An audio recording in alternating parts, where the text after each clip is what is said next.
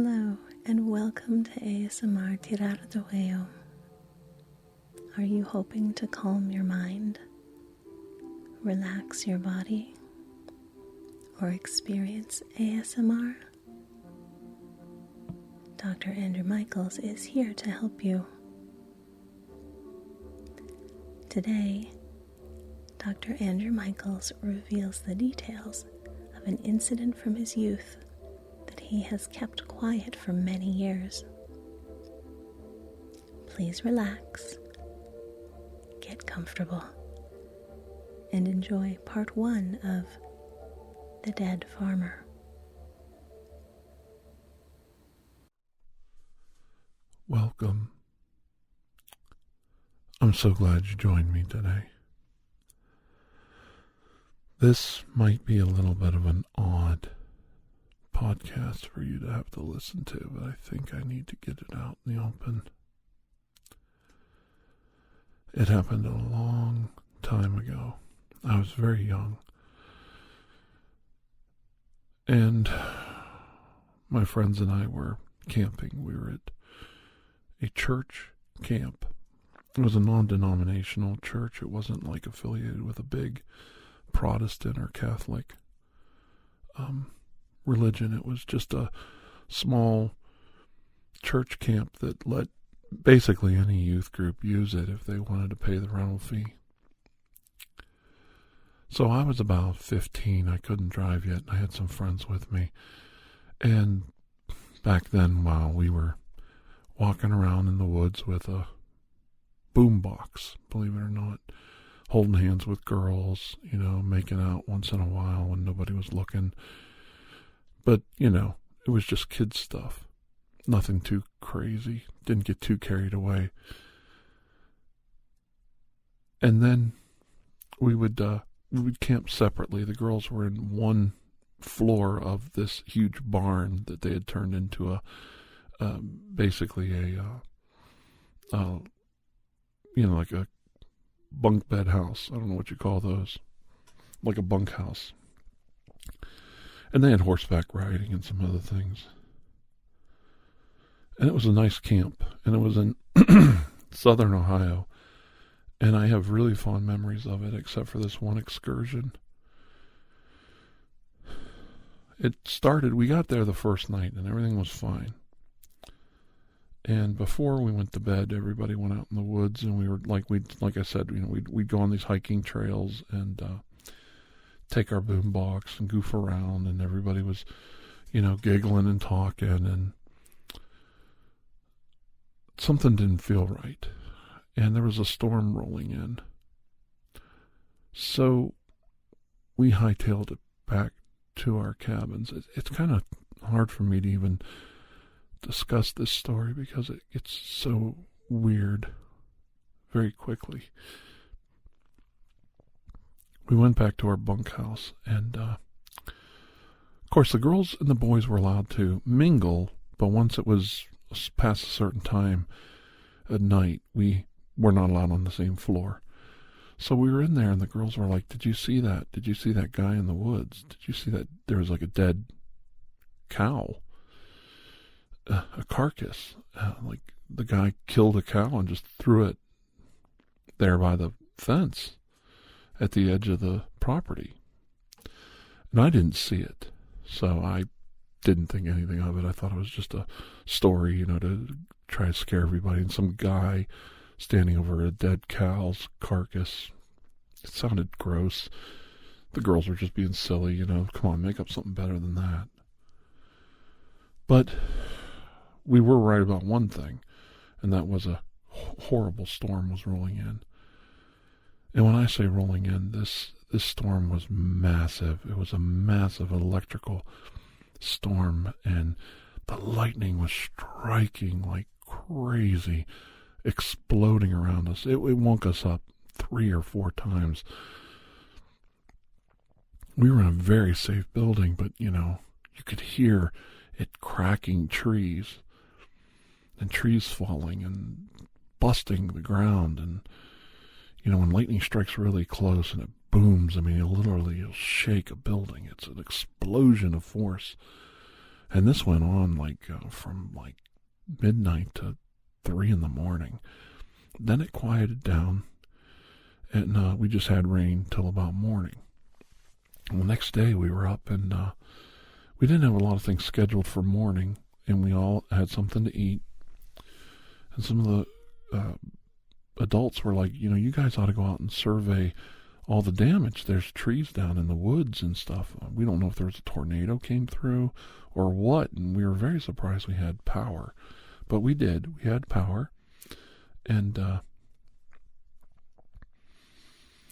so we took and got together with a small group of people, girls and boys, and decided to go out on the trails and check for this storm damage. And we didn't have to go far. There were trees split in half in the woods. And the one guide that was there was, caught up to us on horseback and said, "Oh, this is great. We got we'll have plenty of firewood this winter. We're just going to cut all these down and turn it all into firewood." And it was a lot. Like when I say a lot of trees down, there must have been a dozen. And some of them were uprooted and knocked over, and others were split in half. And then we found a tree that was still standing, but it had gotten struck by lightning and it was split, but it was still standing. And he, the guide was like, "We're going to have to cut that one down." And then one of the girls said something like, "Did you see that dead cow out at the edge of the property line by the fence?" And the guy says, "No, there's no, you're not allowed to dump cows or dead animals on the property." So she told him where it was, and he said he would ride out and take a look. Well, we didn't think about it at the time, and we walked back to camp, and then it was a warm day, so we all decided to go swimming and do some activities, and we had a couple of little gatherings we had to go to during, your obligatory little church camp meetings, to get together and do your Bible readings and things like that, and it was okay, it was just something to do. And like I said, I was kind of dating a girl, and, I'm 15, and my older brother was there. He was 17, and he was he was trying to date this one girl, and it was just a good time. And there was a kid there that was related to the one girl that my brother wanted to date, and he was just a character. He was always trying to find gasoline or something to sniff. He would put it in a jar and put a napkin over it and try to sniff gasoline to get high. He was really weird. And it might have been around 7 or 8, and it was starting to get dark, evening, and we were in the woods, so it gets dark kind of quick because the sun goes down behind the trees. And the one guide that was, took care of the horses and stuff on the weekends, he never came back. So they said, "Well, when did you see him?" And we told him that we saw him in the woods earlier, way before lunch, and we told him where he went. He went out to survey this area, and they said, "Well, do you know where that area was?" "Yeah." So with a couple of our, I don't want to call them guidance counselors, but our adults, handlers, chaperones, whatever you want to call them, we went out to that area. Well, that's where things got weird very quickly. We got out to where we found the dead cow bodies, and they were there. There was 3 dead cow bodies, and they were just thrown in a big pile, and it was really disgusting, and they'd been there a while. And the guide was nowhere to be found, but his horse was tethered nearby to a tree. So one of the adults untethered the horse, and the horse needed water and needed to be put up for the night. And so they rode the horse back, and a couple people went with that adult. So we were left with one adult and then the kids, and we were looking around the ground. We thought maybe he fell off the horse. Maybe he, passed out or got sick. And there was no signs of outwardly of foul play, but he definitely was, missing. And now with the horse being found tethered, it really raised some alarm flags, and we were really concerned. So we're walking around the woods yelling and trying to find him, and basically beating the bushes. So we were kind of all over the place, and I said, I think we're doing this all wrong. Even at a young age, I was a little bit of an organizer and a little bit of a leader. I kind of took control of the situation. I said, we're doing this kind of all wrong. We're just kind of going around in circles. He's not answering us, so he's not even close to within earshot. Let's go back to where the horse was tethered, form a circle, and then work out and kind of go outward in a circle. Maybe we can find, because we're tracking all over, and if there's any footprints or anything, we've ruined it. So we did that. We went back to where the horse was tethered, that area, and we all turned our backs to each other and kind of formed a loose circle. And I said, now let's, most of us had walking sticks or, picked up a branch or something to kind of poke the weeds away. I said, now everybody kind of walk away from each other out in the distance. Don't yell, and see if we can hear him. Maybe he's passed out and he's laying in the ground and we can't see him, or he can't, he's obviously can't hear us, or he's not responding. So if you see anything, stop. Kind of look at where you're at, and we'll come over and check what you found, and then we'll go back to our position and work out from there, because we've only got like a half hour before dark. Well, this actually worked out really well, because we walked quite a distance from each other, out into a circle. Some people were almost to the fence line of the property. And somebody said, I found something. And somebody said, I found something over here too. All right, so hold still. Everybody kind of mark your position. Some people used like a broken branch or whatever. And let's go over and check. So we all got over to what they found. They had found a shoe. They had found one of his shoes. And another person found a torn piece of shirt in a thorn bush. Now, it could have come from him. It could have come from us the night before. One of us might have snagged a shirt on this thorn bush. Because remember the kid that was running around with the sniffing gasoline all the time? He would stumble into thorn bushes and brush, and he would rip his clothes up. And I said, it might not be his. That looks like the other guy's shirt. So we were unsure about that. But the shoe was definitely his or someone's. And since we were missing a guy, and it looked like a men's shoe that he may or may not have been wearing, I guess it was his. We assumed. So we said, okay, that's where the horse was tethered. Here's the shoe. It's starting to get dark. Let's all form a line from this point and work our way east, away from the, spread out, and try and feather out. Maybe we can find him in this area. Maybe he fell down this grade and he's laying in the brush. Well, it was our lucky day. Right when it started to get very dark, to where we might even have a problem getting back to the cabins, we found him. He had tumbled down and knocked himself unconscious. And he was laying in a pile of brush, and he was bruised up pretty bad. We didn't want to move him immediately because, he might have had a spinal injury or a back injury, and we didn't want to just pick him up and carry him. So we said, we're going to have to split into two groups, and it's getting dark. And we didn't think, even though we had a couple adults with us, to bring a flashlight or a torch or anything. So the adult took half the kids and they ran back as fast as they could, like run.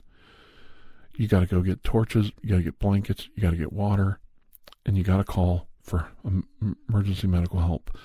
And I said, try to find like a long board that we can put them on and we can carry them back on a board. And they said, there is that carrier, down by the pool house, in case somebody gets injured by the lake. And they had a pool in a lake. And I said, yeah, bring that rescue board. But we really need a blanket, stuff to keep him warm, because he was ice cold. He was alive and breathing, but unconscious and ice cold, and he was busted up. The more you looked at him, he was not in great shape. He'd gotten beaten or tumbled really hard. But I didn't think the grade we were on was that bad that he would get hurt from a fall. This just didn't look right. His other shoe was missing. He was also missing a sock. His pants were torn. His shirt was torn. I stayed there with my brother and this weirdo kid that likes sniffing gas. Well, he goes into complete panic mode. That's what people do when they find an injured human being. They all go into complete panic mode. We sent all the girls back, and we stayed with them. We took off our shirts and jackets and tried to warm him up and get him up off the ground a little bit without moving him too much. We just moved him over to the side, put a flannel shirt underneath him, and then kind of rolled him back and kept him like on his side so he wouldn't swallow his tongue or choke or anything like that. And he would groan and he would moan a little bit, and he was breathing, but he was obviously really busted up. And he did act like he was hurt. And we would touch like around his ribs or his arms. He would make noises because he was hurt. And he was really unconscious. He did not respond to anything. We even held his fingers and, asked him to squeeze, and he didn't. And I said, I know it's silly, but put his shoes back on. Maybe he won't be so cold, at least with his shoes on. And we decided to wrap his feet with a shirt instead. And we were getting cold. It was almost summer, but it would still get cold at night. And in Ohio, it gets really cold if it's a cloudless night, and it was. And the stars started to come out, but there was no moon. And it had rained very heavily that night before, so the ground was still really damp and wet in the woods. So there was a real good chance that he was going to die of hypothermia. On top of all this, like I said, the one kid that was staying with us was running around, and he managed to somehow pull out a rag that had gasoline on it and a small jar, and decided this was a good time to sniff gasoline and get high. My brother was pissed off, and I mean pissed off. He walked up and smacked that right out of his hand. And I said, don't do that. But it was too late. I said, if we had some matches or something, we could get a fire going, and then they could find us in the dark, and we could get a little heat here. I mean, even if we had a little fire would help. And my brother said, well, that's a really good idea. So, remember, we were young, and we were just I thought we were making some good decisions, but also some really big mistakes. But we all were kind of trained in first aid and stuff, because I was a part-time lifeguard at that time when I was a kid. And so I kind of knew a little bit, don't move the body, keep them warm, keep them elevated, feet elevated, cover them up and keep them warm so they don't go into shock. So we were trying, but the area we were in was, there was a little bit of wood, branches everywhere, and, brush.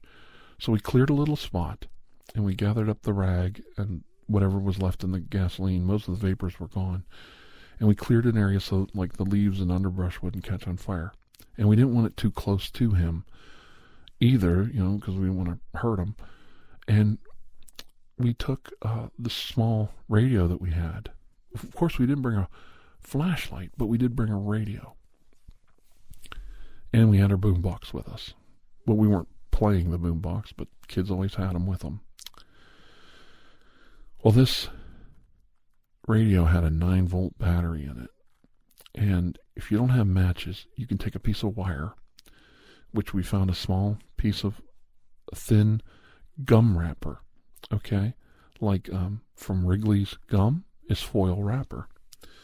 And we rubbed a little bit of the gasoline that was on it, and you connect the foil to each prong of the 9-volt battery, and it burns. It eventually got so hot that it catches on fire. And with this gum wrapper and a 9-volt battery and a little bit of accelerant, we got a small fire started. And I said, we've got to get some heat. So we put like a little bit of brush behind him to radiate, to block the wind, and then to kind of radiate the heat back at him. And then we had a little bit of heat in front of him. Now, the girls were already showing back up, and they said that help was on the way. And they had flashlights, and we had a little bit of light from the fire. And that's when things really got weird. The adults had come back with some blankets. They came back took a little longer to come back with the board. And they had flashlights, so we were a pretty good sized group. There was about 15 or 20 of us. And they even brought horses out because they said, well, if we can move them, we can take them on a horse. We can get them right back to help. And when we got the board there, we loaded them up. And a bunch of us, there's boys there, all grabbed that board. We picked him up, and he groaned and grunted, and we wrapped him in the blanket and kind of tied him up a little bit with shirts so that he wouldn't fall off. And then, a couple girls were on each side to keep him in position. It was like one of those bodyboards. It was with him kind of curled up like he was. He fit, but it wasn't a great fit. He was a pretty tall guy. And we started carrying him back, and my brother said, well, I'll stay here and take care of the fire with him, the kid. I don't want to say his name because I think he's still alive. And then put the fire out. It wasn't a big fire by any means, but we had to attend it and get it out. Couldn't leave it out there in the woods. And the girls had some water, so he says, well, once we get the fire burned out a little bit, we'll use the water that you brought to put it out. So about 5 or 6 kids stayed. And we started marching him back, and I was a pretty strong kid. And I'm a big guy, so I was carrying him. And I got news for you. After about halfway out of the woods, that was a long walk, carrying another person, even though 3 other people were helping me. Even though we had handholds, even though it was all balanced out, we had to stop. Well, right around then, I heard my brother yell. And I'm like, I got to go back and find what happened. So they said, that's okay, we'll carry him. We'll keep going. And like other girls were picking it up and other guys that were just with us, and they all started going. I said, I know, because we got to get him back. And you could actually hear the firemen pulling in. And it was a volunteer fire department in the area. It wasn't like a regular municipal fire department. And these people were unbelievable. I'm telling you kind of an odd part of the story, but it'll come into play. They poured into that kids camp in 15, 20 different vehicles, a fire truck, an ambulance, a emergency response vehicle, everything. Tow trucks, they brought everything. And they knew the kid that that was hurt. And this was a big deal. And they really came in. Well, here they had screwed up and said that they just told them some misinformation, so they brought everything. They didn't know what was going on, but the kids' camp had a problem. So I run back, and I'm kind of getting winded and tired. I get back, and I see some guy standing over my brother and these kids, and they're all on the ground, like cowering on one side of the fire, and he's on the other side of the fire. This guy, and when I say guy, I don't know what he was. He looked like he was 6'8", 6'9", tall, lanky, all in black. You couldn't really make out what he was wearing, but he looked like he didn't have a hat, but he looked like his head was covered, and he looked like he had a jacket on. I didn't know what happened, but I know I have somebody hurt. My brother, who's one tough guy, is laying on the ground, inching away from this person, and he's standing over them. I ran full blast and just did put my arms in front of me and just did like what we used to call chuck you, like a shoulder block right into him. And I knocked him backwards about 10 feet and really jarred me when I hit him. But I just like ran as fast as I could and just slammed right into him, knocked him backwards. And I turned around and I picked my brother up and he's like, we got to get the hell out of here. And I'm like, well, who is he? What is he? What is this?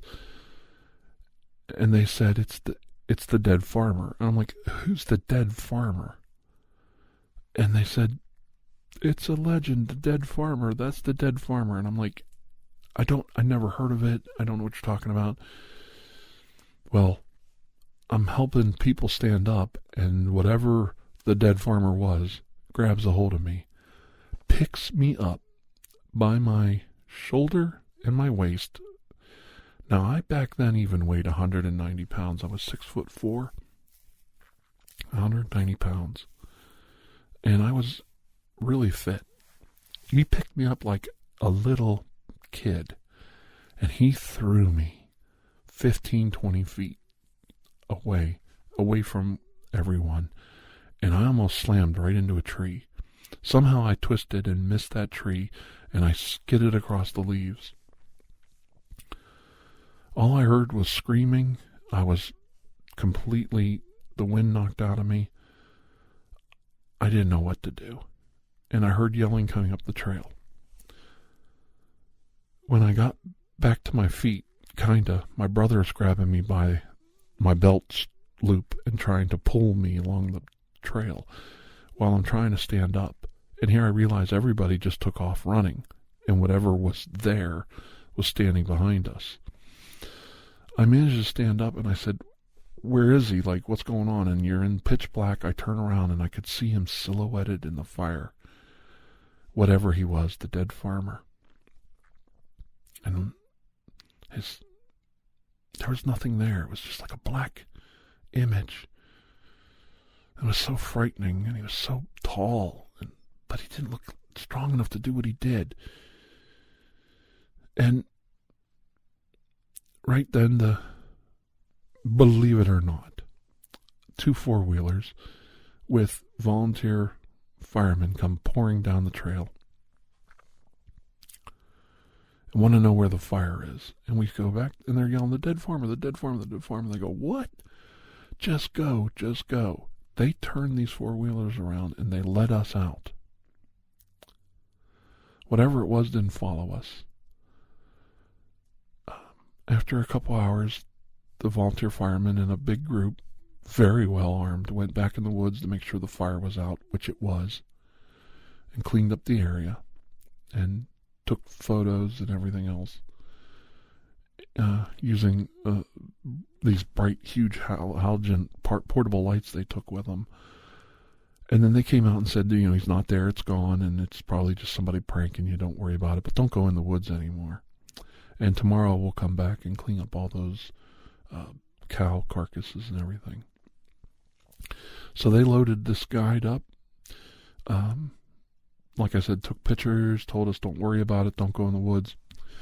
Well, the next day, so that was a Saturday, the next day was a Sunday. We get up and there's police, highway patrol, all kinds of guys in suits on a Sunday morning. And we're supposed to have a church service, and they go, well, we canceled church, and we're going back early. And camp's kind of closed for right now. And they basically just herded us right into cars and vans that we drove down in and said, see you later, and made us leave. We're going to eat breakfast first? No. Usually on Sunday you had like a really nice big breakfast, and then you had a little church service. And nope. See ya. And we were like, we all pulled into McDonald's to get something to eat halfway home. And we're like, what happened? What's going on? And they're like, don't talk about it. Don't say nothing. Don't worry about it. Now, this is pre-internet. This is back in the early 80s, maybe like 82, 83. So we're trying to find a newspaper story on it. We told our parents, asked our parents to look it up. Nothing. We even made a couple phone calls down to the camp to find out what happened to the guide. And the elders of the church, or our adult supervisors, just said, well, they closed the camp. We're not going there no more. And I'm like, what? What's going on here? And I never got an answer as that young boy. I never got an answer to what was going on there. So you could understand my surprise as an adult when there was a knock at my door. And somebody from long ago and far away, one of my camp counselors, grizzled and old and white, the man we rescued that day, he was about 10 years older than me. So he was just about 61 when this happened, and I was in my early 50s. The surprise I had when he walked in and says, I don't know if you remember me, but I was one of your camp counselors at that church camp back in the 80s, and you were one of the people that rescued me that night, and I found out that you're a paranormal investigator. I said, yes, my name is Dr. Andrew Michaels. How may I help you? He says, wow, this is more than I expected. He sat down, and then he told me his side of the story. But you're going to have to wait until next week to hear that. Until then, have a most blessed day and a wonderful week. And if you're in the woods in Ohio, beware of the dead farmer. Beware.